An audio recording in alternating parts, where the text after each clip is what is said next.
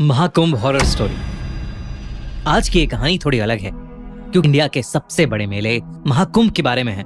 रौनक त्रिपाठी एक 19 साल का नौजवान अपने माँ बाप और बड़े भाई अमित के साथ 2012 में पहली बार इलाहाबाद के महाकुंभ मेले में गया था। महाकुंभ का मेला बहुत पवित्र माना जाता है और इसका अनुभव अस्तित्व को बदलने वाला माना जाता है।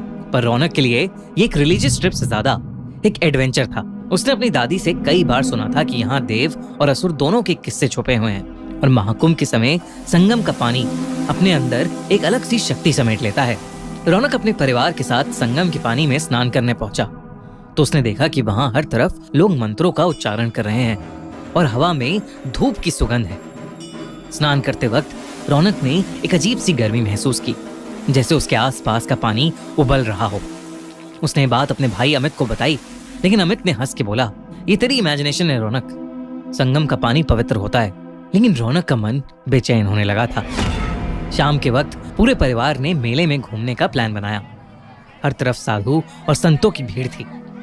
महाकुंभ के पूरे मेले में बड़े बड़े स्टॉल्स लगे हुए थे। तभी रौनक की नजर एक अलग से दिखने वाले साधु पर पड़ी, जो एक कोने में बैठा था। उसका चेहरा आसमान की तरफ था, आंखें सफेद जैसे दूध की हों और उसके होठ कुछ अनजान शब्दों का जाप कर रहे थे। रौनक एकदम से उसकी तरफ खिंचा चला गया। रौनक ने अमित से कहा, अमित चलो देखते हैं ये बाबा क्या कर रहा है। वो साधु अपने ध्यान में लीन था और अमित ने रौनक को बोला कि उसे तंग करके उसकी भक्ति को भंग नहीं करना चाहिए। लेकिन रौनक ने अमित की नहीं सुनी और वो बाबा की तरफ चलने लगा। बाबा के पास पहुंचते ही उसने देखा कि वो बाबा अब भी अपने ध्यान में ही लीन थे। उसने उन्हें 2-3 बार आवाज लगाई पर उन्होंने कोई भी जवाब नहीं दिया। फिर मजाक के तौर पर रौनक ने पास से एक लकड़ी उठाई और बाबा को उस डंडी के तीखे कोने से छुआ।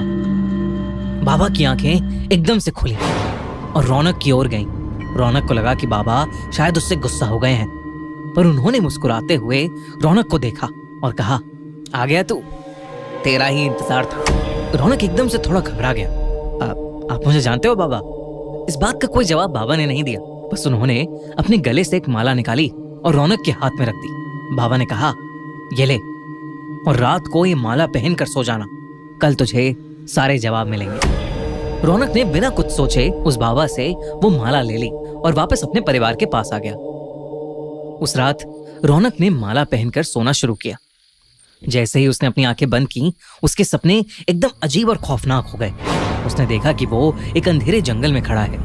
उसके आसपास बड़े बड़े पेड़ हैं जिनमें आग लगी हुई है और उस आग से पूरा आसमान लाल हो गया है।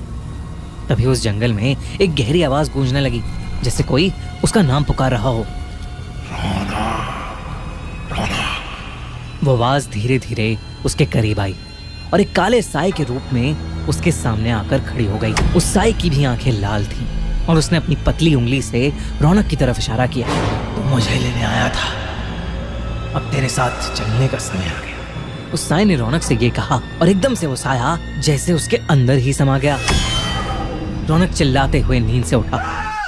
उसकी शर्ट पसीने से भीग चुकी थी। उसने माला को देखा जो एकदम से बहुत ज्यादा खौलती हुई गर्म हो गई थी। रौनक ने तुरंत उस माला को निकालकर जमीन पर फेंक दिया और फिर से चादर तानकर सो गया। अगले कुछ दिनों में त्रिपाठी परिवार के साथ अजीब अजीब घटनाएं होने लगी, जिससे रौनक के पापा की कपड़ों की दुकान में शॉर्ट सर्किट होने की वजह से आग लग गई। उसके भाई अमित को जॉब से निकाल दिया गया और उसकी माँ की तबीयत अचानक ही बेहद खराब रहने लगी। इसी बीच रौनक एक दिन अपनी अलमारी साफ कर रहा था और सफाई करते वक्त उसके होश ही उड़ गए। अलमारी के अंदर से उसे वही माला मिली जो रौनक ने कुछ दिन पहले ही फेंकी थी। उसने अपनी मम्मी से बात की तो उन्होंने बताया कि वो माला उन्होंने ही संभाल कर अलमारी में रख दी थी। अब रौनक को यकीन हो गया था कि जो कुछ भी हो रहा है वो शायद उस माला की वजह से ही हो रहा है। उसने इस बार उस माला को जाकर कचरे के डब्बे में फेंक दिया। अगले दिन रौनक अपने रूम में लैपटॉप पर कोई टीवी शो देख रहा था। तभी उसे ऐसा महसूस हुआ जैसे उसके ठीक पीछे कोई खड़ा है। रौनक ने पीछे मुड़कर देखा पर वहां कोई नहीं था। लेकिन जैसे ही रौनक ने वापस मुड़कर देखा, उसके कमरे के एक कोने में वही लाल आंखों वाला काला साया खड़ा था जो रौनक के सपने में आया था। उसे देखकर रौनक इतना डर गया था कि उसकी आवाज ही नहीं निकल रही थी। वो काला साया धीरे धीरे रौनक के करीब आया और बोला, संगम वापस आ जा। रौनक चिल्लाते हुए अपने भाई के रूम में भागा और घबराते हुए अमित से बोला, अमित वो साया वापस आ गया है और वो मुझे संगम बुला रहा है। अमित को रौनक की बात समझ नहीं आई। उसने उसे समझाया कि ये सब रौनक का वहम है और वो उसे कल सुबह मंदिर ले जाएगा, जिससे शायद उसका डर दूर हो जाएगा। पर रौनक उस रात सहम गया था। अगले दिन सुबह वो बिना किसी को बताए बस में बैठकर इलाहाबाद के लिए निकल गया। बस रात को चाय पीने के लिए रुकी। चाय पीकर जैसे ही रौनक ने वॉलेट निकालने के लिए अपना बैग खोला, उसकी रूह कांप गई। रौनक के बैग में वही माला पड़ी हुई थी। रौनक ने एक लंबी सांस ली और खुद को समझाया कि वो महाकुंभ जाकर उसी बाबा से मिलेगा और सब कुछ ठीक कर लेगा। और वो पैसे देकर बस में जाकर बैठ गया। पूरे सफर में रौनक को महसूस होता रहा कि वो काला साया कहीं ना कहीं उसी के साथ है, बिल्कुल उसके करीब। अगली सुबह महाकुंभ पहुंचकर रौनक सीधा भागकर उस मेले में उस बाबा को ढूंढने लगा। और जैसे ही वो बाबा उसे दिखे, वो उनके चरणों में जा गिरा और फूट फूट कर रोने लगा। उस बाबा ने गुस्से में उससे कहा, मूर्ख, अब क्यों आया है मेरे पास? तूने एक साधु की आराधना भंग की थी, अब तू उसका दंड भुगत।